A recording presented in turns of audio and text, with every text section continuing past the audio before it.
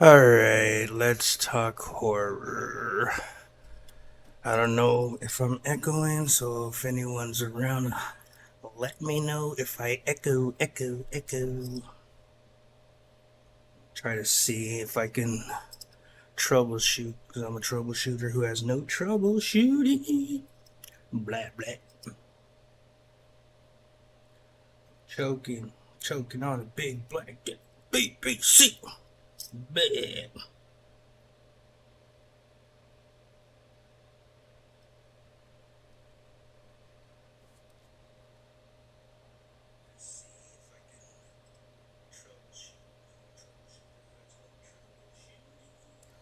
Alright. So now I guess I'm streaming. Okay, I got one person freaking watching me. What up? What up? Peoples, party peoples in the place to be. I want to talk some fucking horror. Um, HORROR, not whore, but I mean, I'm down to talk about those too.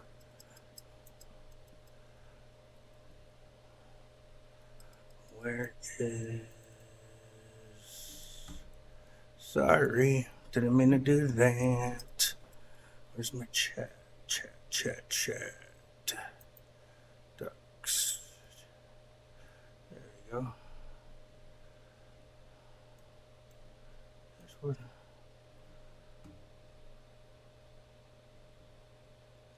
Alright. Sorry, gotta move this over here. Let's talk a little bit of horror. I can't hear what I'm doing or see what I'm doing, but I believe in myself. Alright, let me talk a little bit louder. I've been wanting to talk about what's the name of the movie? Night of the Demons. One of my favorite B horrors. Love it. It's probably the first movie that I ever saw boobies or breasts for you medical folks. And yeah. So these movies,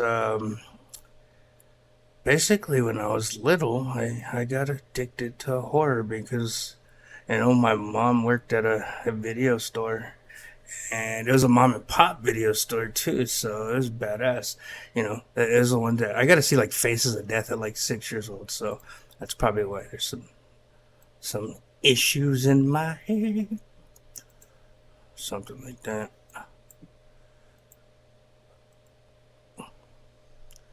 Let me see. I think I fixed the issues. Okay, shit, back to the Night of the Demons, man. The original one came out in 87 or 88. About the same time the Lost Boys came out. And it has Linnea Quigley. I hope that's how you pronounce her last name right. She's been in she's been in like everything in B horror. She was in the original Return of the Living Dead. She played Trash, which is probably the best character name ever. And so she is her character. What I liked about her character is, I guess you would say she's the easy girl in the whole.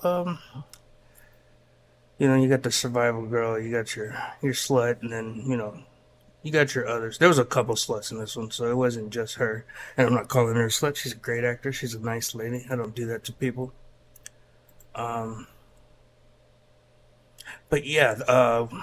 So what I don't like about this film, or one of my pet peeves in this film, which they fix in the sequel, but even though it kind of fixes in the sequel's not as good because I guess they relied too heavily on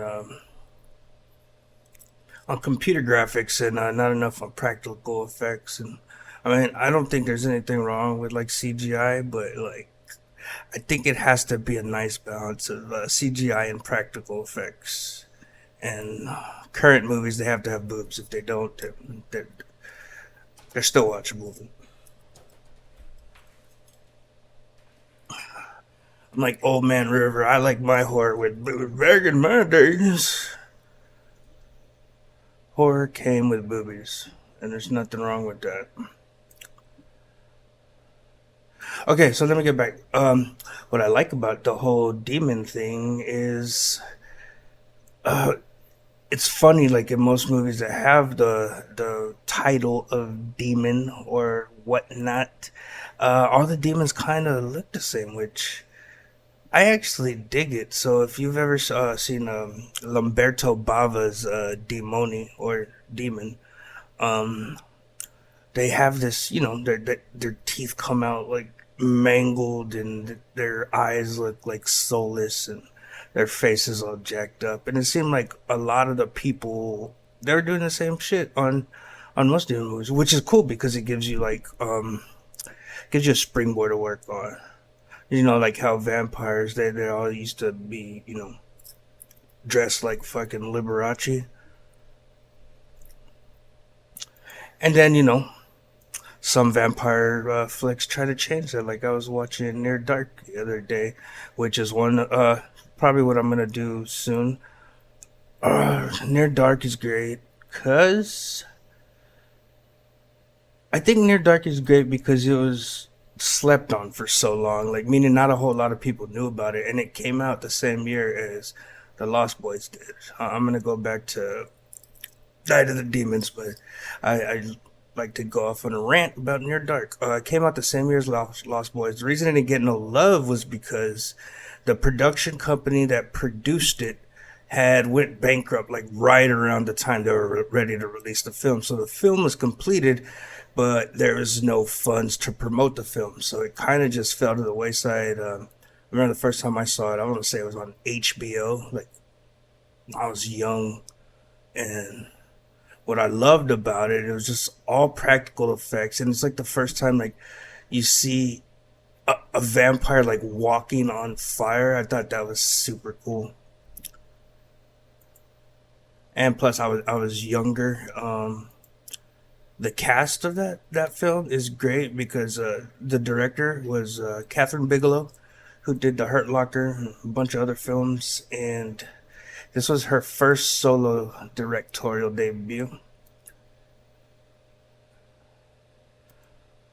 What up, Bryson Scott? Yes, I'm on today. I'm on this one. I don't know what this one is, but I'm on it.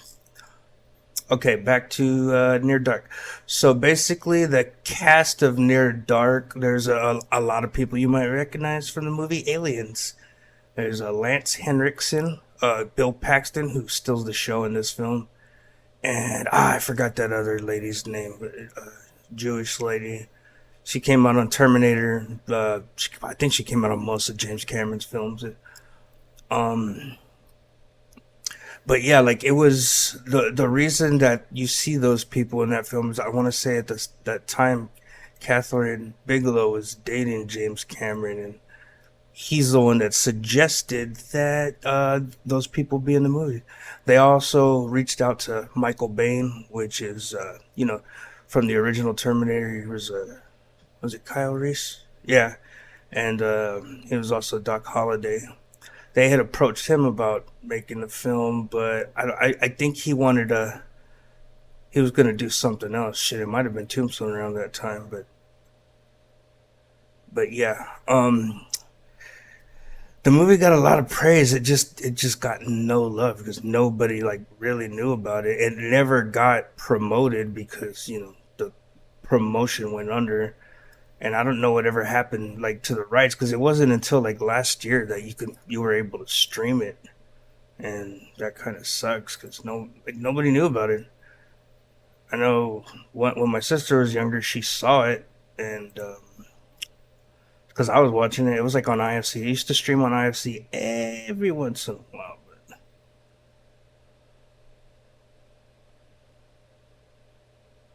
once in a while. Okay, sorry. Little radio silence. R.I.P. for the homies who ain't here. I got 3 people watching. I'm a star now, so get away from me, bitch. How's everyone doing this Saturday? I'm a homebody, so I stick to myself. I'm not a big partier, although I like to drink and partake in the giggle bush, if you know what I mean.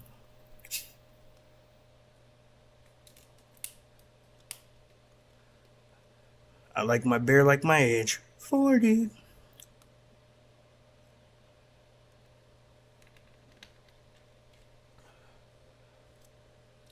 I need to see that. 40 ounces to freedom, baby.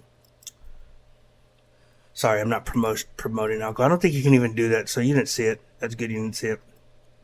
Kids, don't try this at home. Unless you really, really want to.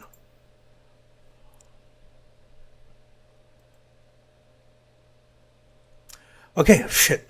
Had a little brain fart there. So getting back to, well, I got one more thing on Near Dark. The main character of Caleb, damn it, I forgot the dude that plays him, but he was the older brother on the show Heroes, and he did a good job. I think that was his first role. Um, I don't think him and old girl had like the best chemistry, but they did a good job in helping carry the movie. But like I said, Bill Paxton was the man in that film. That bar scene is brutal when he slits that bartender's throat. It's fucking awesome. Okay, back to the original shit I was talking about. Night of the Demons. So, like the first scene of Night of the Demons, it's funny because it's a bookend. It's the first end to the bookend, I guess. And so basically, this old man is walking, and someone scares the shit out of him. And then he runs into like the main chick, and he calls her a whore and stuff like that. It doesn't seem like it's going anywhere, but he raises up one apple and a pack of razor blades and says that he's gonna teach them. So after that, old girl's getting ready, and some old white boy that looks like Fred from Scooby Doo is there to pick her up, and because they're supposed to date, and I think he likes her because he thinks she got around, which she probably did. I don't know. No judgment here. We love horse here. Near Dark, you can find it on Shutter. It had got taken off Shutter. What's up, Jack? It had got taken off Shutter, but it recently just got put back on. I think Shutter was the first place to buy the rights, and then I think it went somewhere else for a couple more months, and then now it's back on Shutter. I like it. It's a slow burn, so the whole reason that Catherine Bigelow did a vampire movie is because she originally wanted to do a western, but I think at the time they're saying like westerns were dead, which is wrong because like Tombstone came out like 2 or 3 years later. But yeah, they wanted to make a western, but no one would help them produce it financially. So like they said to come up with something else. So they came up with this what they call vampire western noir. So yeah, and you see you can see the western in the film because like the story's about a band of people that just travel from town to town, and they meet this kid meets the chick, and then the chick bites him and doesn't kill him. So the story goes from there. The kills are crazy. The burning is crazy. The incinerator. What's up, cuz Leroy? If you're still watching, how's everybody doing? Um, yeah, I highly recommend Near Dark. It's a film that doesn't get enough love, and it came out the same year that The Lost Boys came out, which is pretty cool.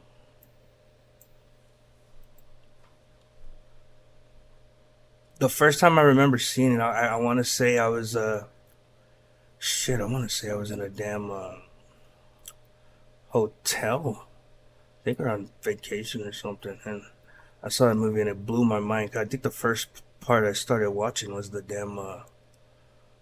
burning scene where the little kid from Teen Witch, the little annoying brother, he catches on fire running after this little girl, and it's pretty dope. I don't know how they did it, cause well, it's probably like a stunt man who was on the smaller side, but it looked like a freaking brutal chingadera. Yeah, I'm still figuring out this whole chat thing, so I don't know if anybody messages me or what. Still new to this. Not used to talking to myself. Well, I am used to talking to myself. I ain't used to talking to myself and broadcasting it. So this is a little bit new to me. Un poquito bit. But I got the lighting down. I got the little graphics down, and I have a lot of fucking horror knowledge. So anybody want to talk horror? Let me get back to Night of the Demons. I keep getting off. Okay, so I don't know who directed Night of the Demons. The opening titles are fucking dope. It's like After Effects before After Effects is After Effects, if that makes any sense. And yeah, I really enjoyed it.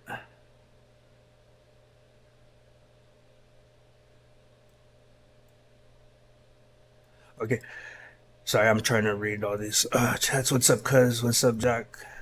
What up, everybody?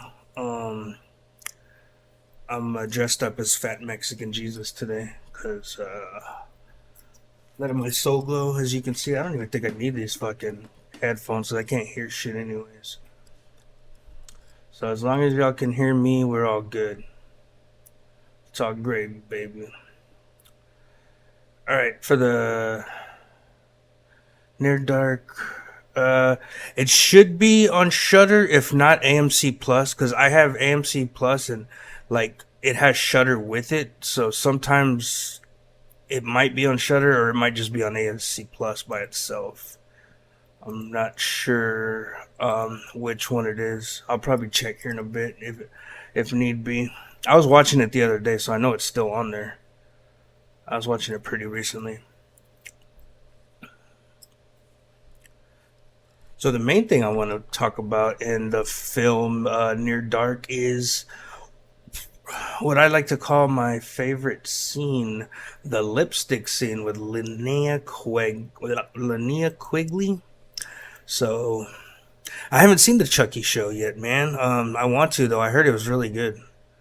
Um, it's not that I don't like remakes or anything. Like I got to the point where I'm like, people are gonna remake it anyways. I'll definitely watch it. Some of the remakes are good. Some of them I can live without. But Night of the Demons, which I want to say is either on Shutter or somewhere on Amazon Prime, probably on Tubi too. It's on a bunch of things, but it was like one of the first B horror that ever really caught my eye. Like when my mom worked in the video store, um, people didn't with VHS videos. Like not a whole lot of people. There weren't commercials or advertisements for them. So when you go, like you'd have to fucking check out the poster. And I don't know if y'all remember the poster for Night of the Demons, but it was like terrifying. So walking in there, it's really interesting once you see the poster. So you like how you would check out shit. That's how you would rent things. I'm gonna pull up the little poster that way everybody can see just how creepy the shit was. Nope. But yeah, I remember the first time going into my mom's video store and seeing this shit. It was like, holy shit, that was crazy.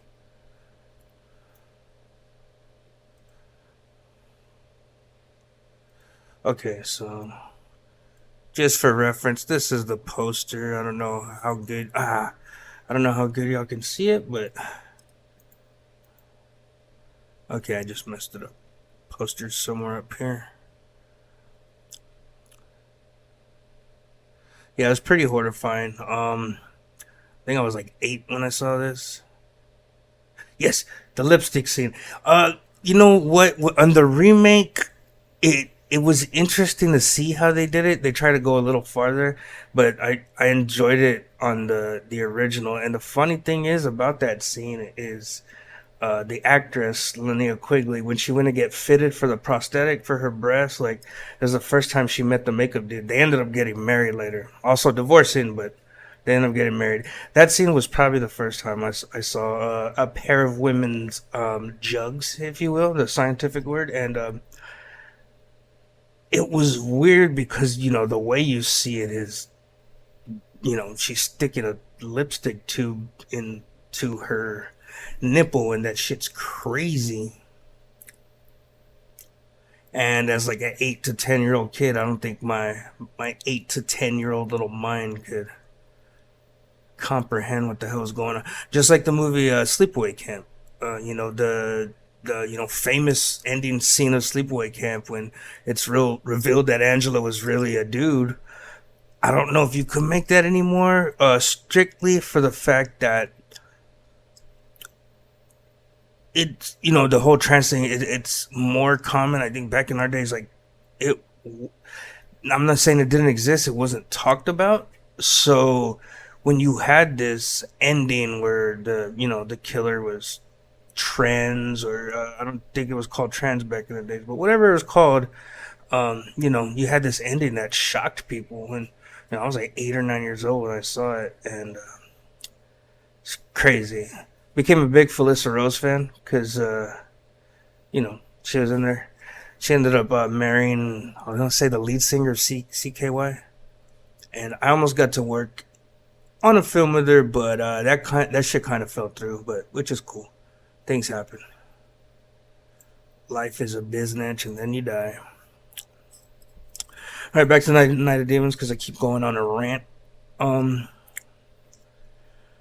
yeah, the lipstick scene, which is crazy when she does it, and then the scene when I want to say when Sal goes into the restroom and he sees her makeup like smeared all over her face in the shape of a heart, then down her chesticles. That the makeup was dope. I think that's what made the movie, is how well the makeup was done, and I think that's why the remake felt so bad, is because it. I think they relied too much on the CGI. I don't mind the acting because if a lot of horrors, the acting's not gonna be the greatest all the time. But now these days, the acting's getting a lot better. The directing's getting a lot better. The writing's getting a lot better. But I'm still a sucker for classic cheesy 80 horrors, like movies like Pieces, fucking the Prowler, which is so good. The story is like kind of dumb, but all the kills are freaking brutal. I think if you have good kills and maybe like a breast or two, sign me up.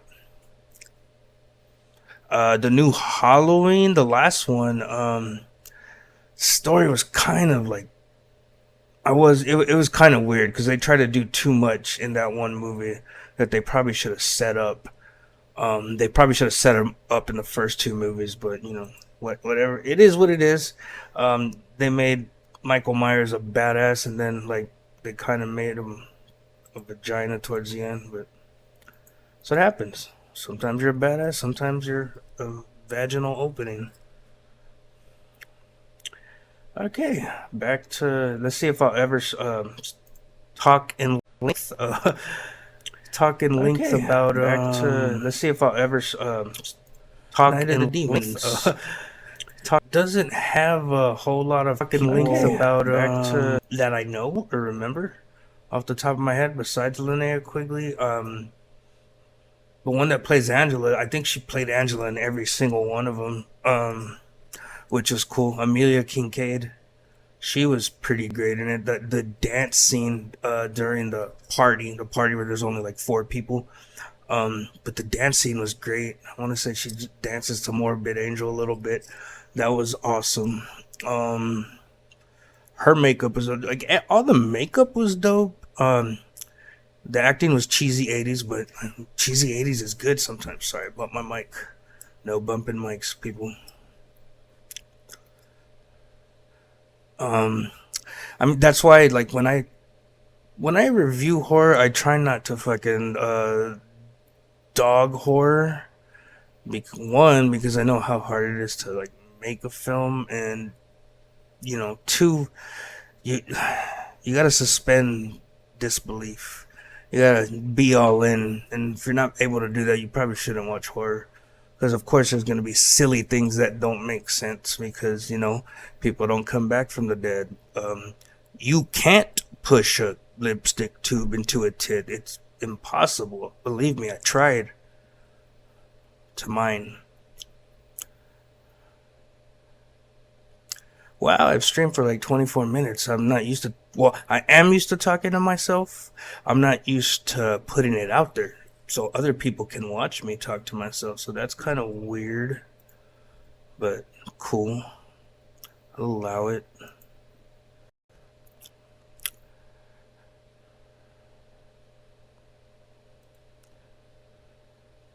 All right. Sorry, I got a little tongue tied. Trying to fix something here. Hope so everybody likes my background. I made it myself.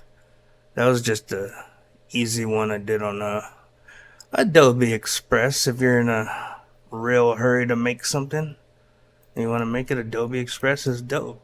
I like using the Adobe suite. I edit with Premiere Pro. I know a little bit of After Effects, not too much. I am not writing a horror movie. I am currently writing. It's an anthology about Mexican American horror stories. I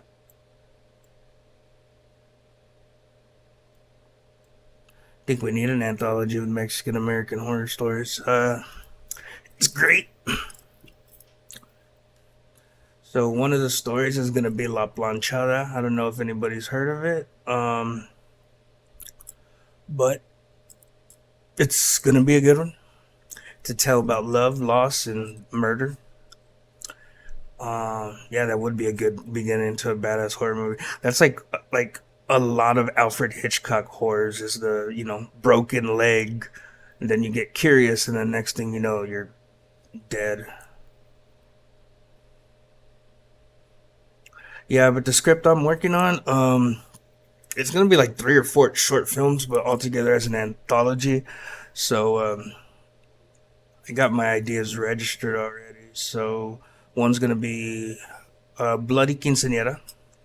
No, there's gonna be La Planchada. La Planchada is a story almost like La Llorona, but it has to do with a girl falling for a guy and then getting heartbroken and then crazy shit happens. Um, I'm writing it in the style of like older '80s horror, but I don't think it's gonna take place in the '80s because then you gotta you know get all the '80s clothes, and I don't think I have any of that shit. You know, I was born in '82, and I was when I turned 10, I was 90.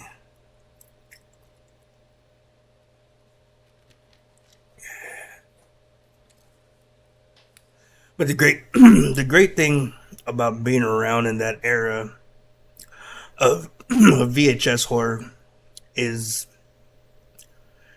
it was a new thing. Like back in the before the '80s, before the VHS came along, it was the first independent film buzz. So before VHS came along, you needed a whole shit ton of money to make a film. So when VHS came along, it got a lot cheaper to make a film, and you wouldn't have to. Distribution was a little easy. People could distribute to the mom and pop shops, and the mom and pop shops made it possible for people like Lloyd Kaufman from Tromaville. On my YouTube page, I did a little thing on him. It's with a robotic voice because I'm still trying to get used to my voice. I don't like hearing my voice, but fuck it or F it. I don't know if you can cuss on these platforms because I don't know. Some of my humor is a little bit too mean for these platforms. Alright. Alright. Yeah, man, dude, I've been into a lot of old horror lately. Like, I don't know if you've seen the film Pieces. Um, the opening is like the best. Just some kid is looking at nudie mags and his mom smacks the shit out of him, and he goes at her with the axe, and from there it just gets crazier and crazier. I think that was an Italian movie. The Italian horrors were crazy. You got a lot of giallo, Suspiria. The colors in Suspiria reminded me almost of cartoonish colors. The red were so bright, but it kind of added to that element of mysteriousness, mystique, if you will. Um, I like Suspiria. A lot of Argento stuff about the witches and demons and shit was really cool. I think Italian horror in that time, like the late 70s, early 80s, they were on top of it, and they were putting out shit that like it was getting banned in countries, but like they were pushing the envelope, like stuff that nobody had seen before. And, they made it possible for well, shit. R.I.P. Rogero Deodato, who made Deodato made Cannibal Holocaust, which I also did a thing on. Um, that was the first found film. Like you can nitpick, and there's other ones that might have been the first found film. I think that one was the first found film. They filmed it documentary style. They made it look, you know, like it really happened. And the director really, faced time. He went to trial and he had to call the real actors in because they thought he really murdered those people. So a lot of that stuff like led the way for like the crazy shit we see today. Slumber Party Massacre. Yeah, I love Slumber Party Massacre. The second one is funny because he's got the guitar with the drill. The first one's a little bit more serious. But Slumber Party, of course, the reason I got Slumber Party Massacre is because if you remember that cover, it's just like half naked girls on the cover and then a dude with a drill. So, yeah, Slumber Party Massacre, that one was fun. The acting was absolutely like, it was funny. And I think part two stars a very young Crystal Bernard. She played, not Faye, Helen on Wings. Wings was one of my favorite shows. It was a really good show. She played the main character, which she's having dreams about this guy. It was really dumb. And he starts singing her in a bluesy not bluesy fashion. What do they call it? What are those guys that dress like the 50s? The doo-wop dudes? I don't know. Yeah, that guitar was sick. I would like want a replica of that guitar because that was the coolest thing. But yeah, that movie was just like boobies, someone's getting killed. There was a lot of I want to say like kind of slumber party slasher films. It wasn't just a slumber party massacre. There was like sorority house massacre, and a lot of shit that took place with chicks that wore almost nothing. Yeah, the acting was corny. That's the thing about like some films is you gotta deal with the fact that the acting's probably gonna be shitty, but they can really make up for it in the special effects. That pizza, yeah, dude, that's crazy. That reminded me. Did you watch the Jeffrey Dahmer shit? Like everybody he gave a drink to, there was literally like white shit floating in it, and they still fucking drink it. The thing is like, that was true. That's crazy.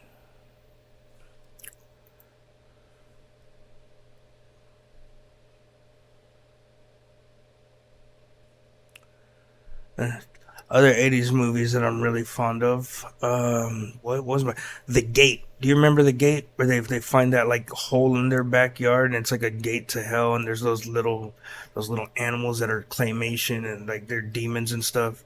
The dog dies and they pull the dad's melting face off. Like that was creepy as a kid. And it was more of a kids movie than it was like a horror. I mean, I think you could put it as both, a kids movie and a horror. But yeah, I like The Gate, and The Gate Part Two was good, but I think the first one was better. First one had a young Steven Dorff. Shit, probably his first role.